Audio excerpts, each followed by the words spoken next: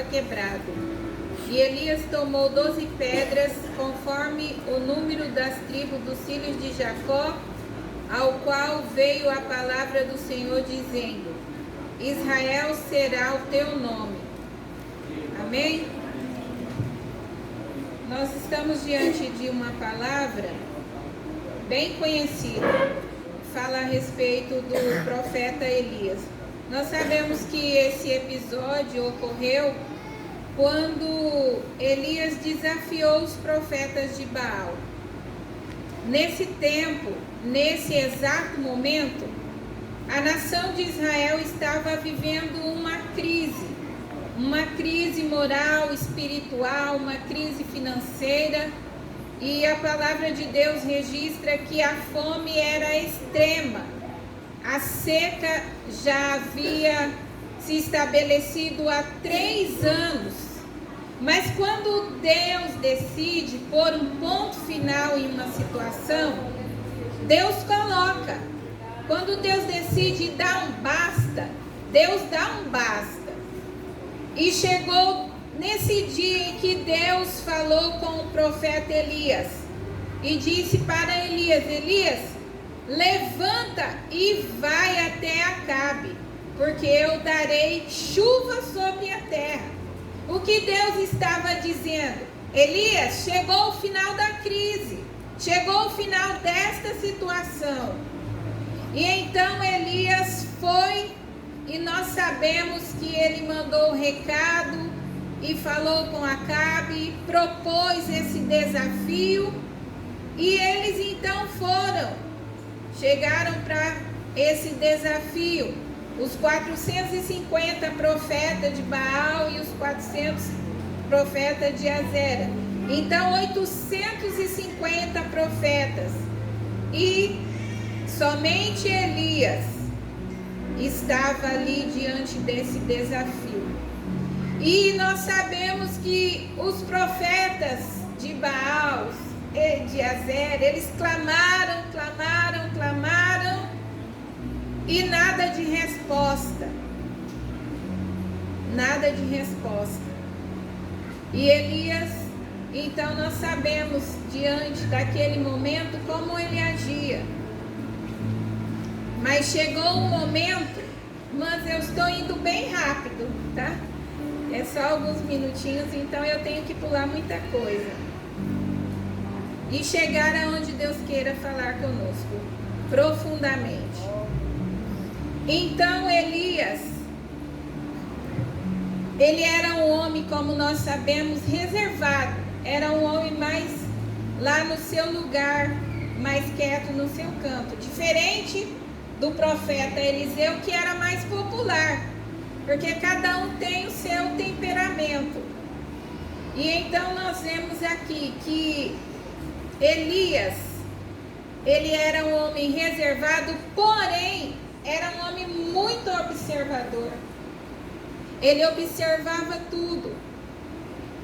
Era um homem de muita coragem. Era um homem que tinha muita força, poder e autoridade vindo da parte de Deus. Porque ele enxergou a crise que o povo estava vivendo. A crise da idolatria, a crise da imoralidade. Porque esse Deus Baal era o Deus reverenciado como o Deus da prostituição.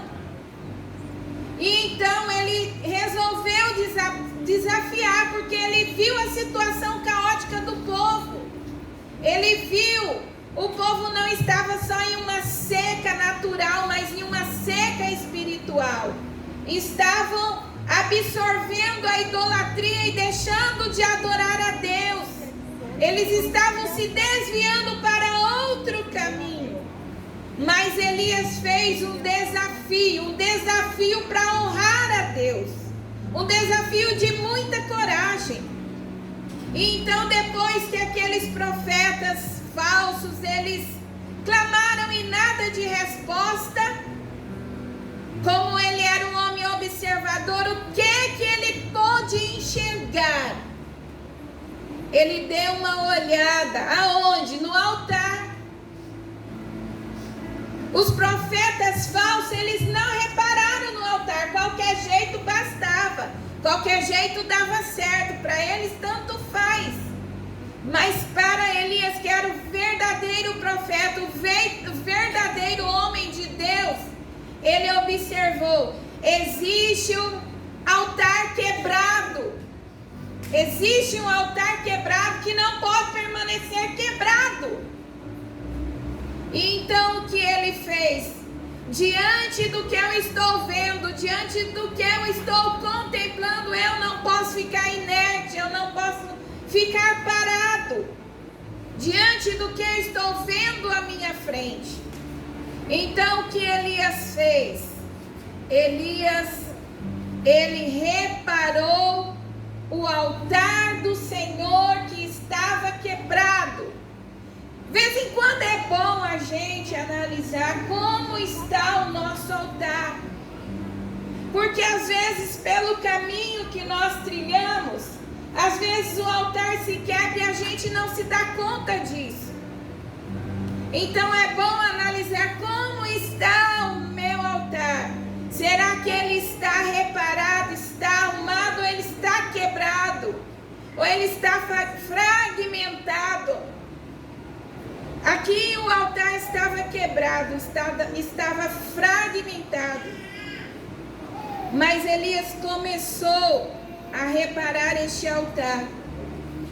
Eu me lembro que um dia, quando eu morava aqui, eu estava limpando essa parte e Deus estava falando ao meu coração sobre esta palavra.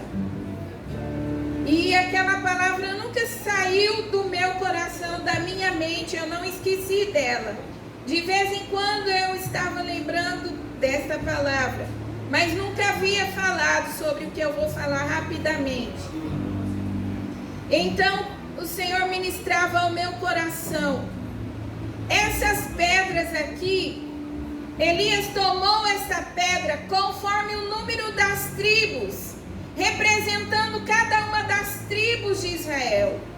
Então ele pegou 12 pedras. Quando ele vai reparar o altar, quando fala que ele pegou a pedra, nós já sabemos que está falando de peso, porque pedra, principalmente aquelas pedras que eram usadas, elas pesavam. E cada uma daquela pedra, o que o Senhor ministrou ao meu coração aquele dia que eu estava limpando ali em cima foi que cada uma daquelas pedras representava os filhos de Israel, as tribos de Israel. E Deus me levou então a lembrar quando Jacó falava a respeito de cada uma das tribos. Então Deus foi me trazendo a esta palavra.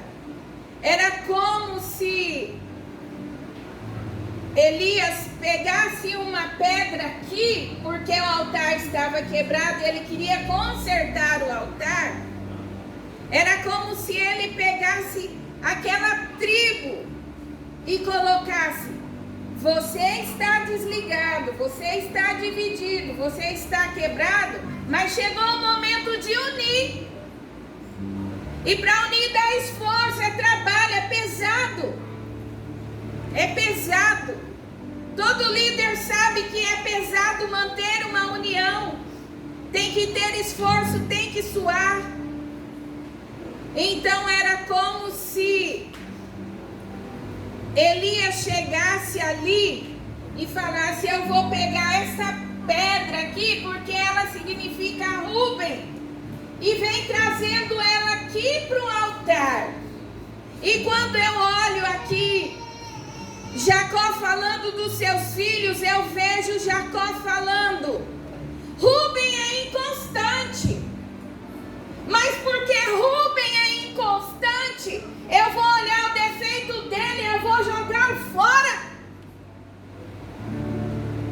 Não, Elias falou: eu estou aqui como líder para unir. Então o que está quebrado, que está dividido, que está rachado, eu vou fazer esforço e vou trazê-lo para perto, porque ele também precisa fazer parte aqui. Então Elias pegou, e era como eu visse Elias pegando lá e falando: Rúben, eu te trago aqui. Você é inconstante, você pecou, você prostituiu, mas eu te trago aqui.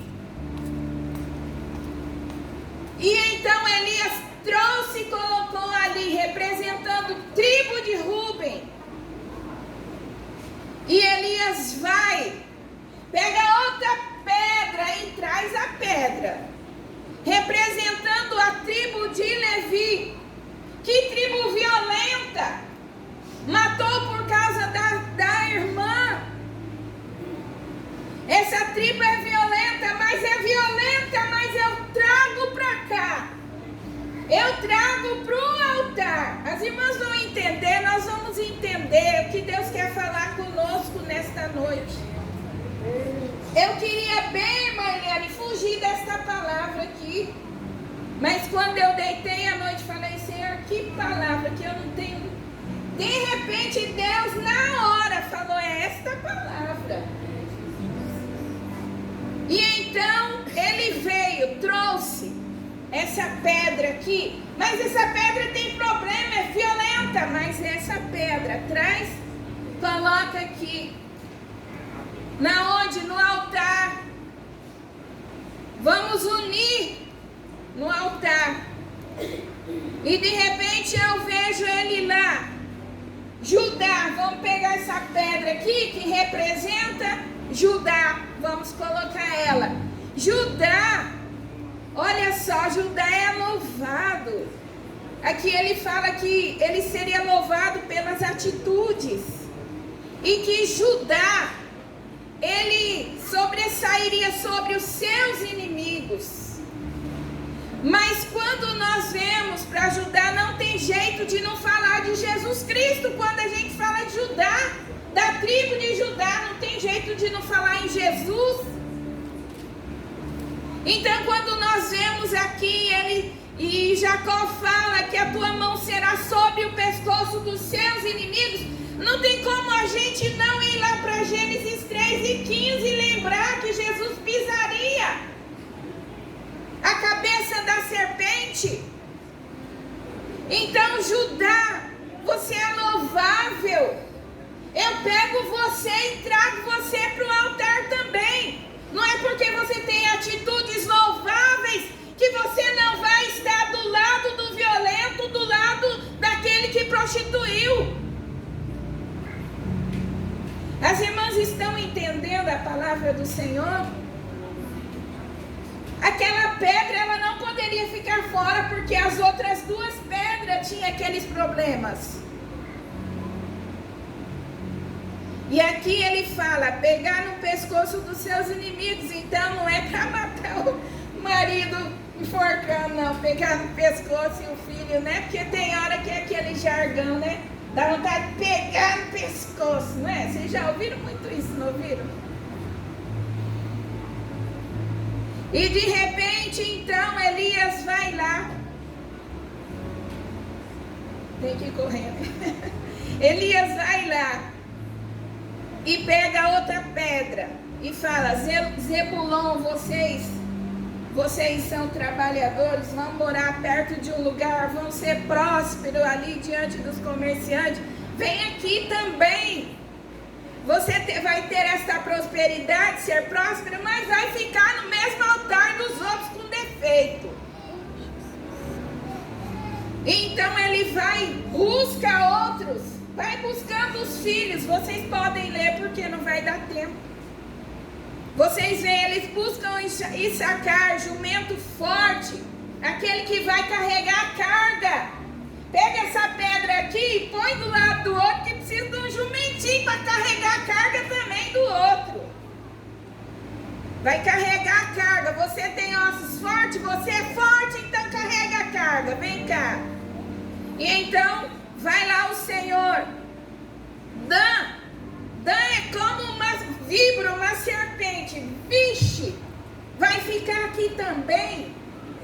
No altar também. Meu Deus, também, você não pode ficar fora. Vem, pedrinha, vem cá. Vamos formar o altar, vamos reparar o altar.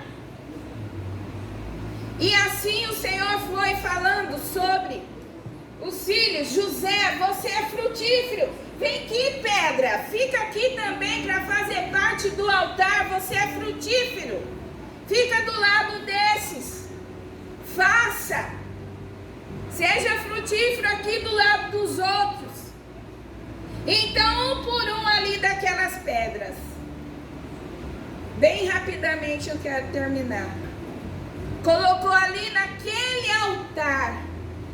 Então, quando eu estava lendo, eu li que quando Elias orou, o Senhor consumiu a água que estava em volta, consumiu o animal que estava ali, o bezerro que estava ali, consumiu os gravetos, consumiu a lenha, consumiu até as pedras. Eu falei, meu Deus, como pode o Senhor ter consumido as pedras que simbolizavam os filhos de Israel?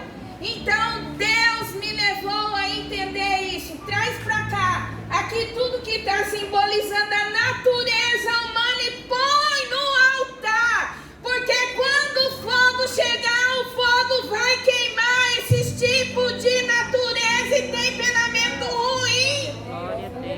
Traga para o altar, coloque no altar o teu filho com aquele temperamento ruim, o teu marido com aquele temperamento ruim. Traga para o altar, tudo no altar, não deixa ninguém de fora do altar. O filho é drogado no altar. O filho tem vontades alheias no altar.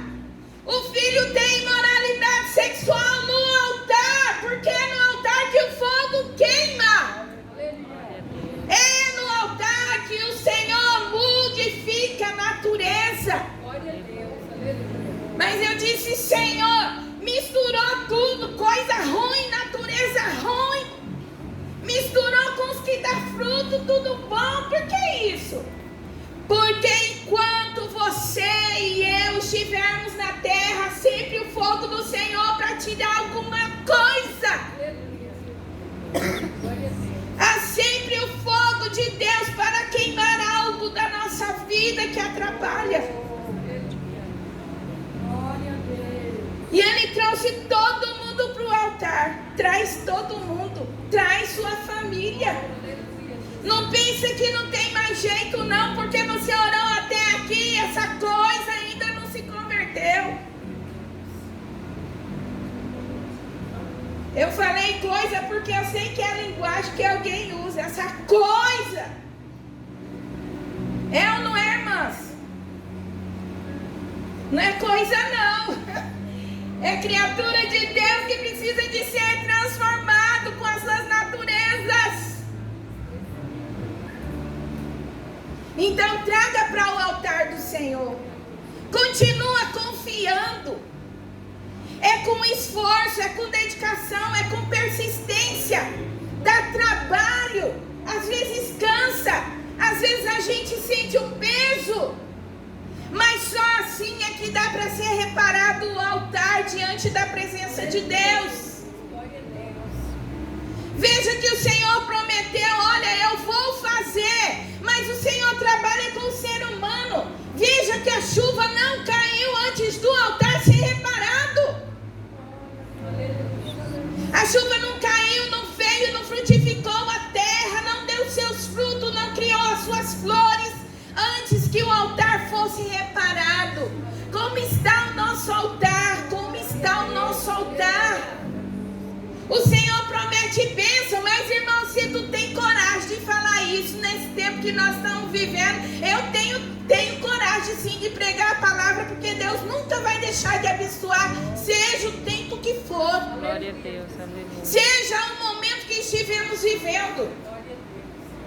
Mas é assim que o Senhor nos fala hoje. Repara o altar, fecha as brechas e a chuva virá, a bênção virá, a bênção virá. A bênção do Senhor virá. O que está quebrado, fora do lugar, tudo põe no lugar, traz para o lugar. Traz para o lugar. Não se coloca vinho novo em odres velhos, porque se arrebentarão. Então é novo, é altar reformado, arrumado, Senhor cairá, chuva do Senhor, abundante chuva do Senhor cairá sobre a sua vida, sobre a sua casa, sobre a sua família. Que Deus abençoe em nome de Jesus. Amém. Glória a Deus. Já faz a oração, aí depois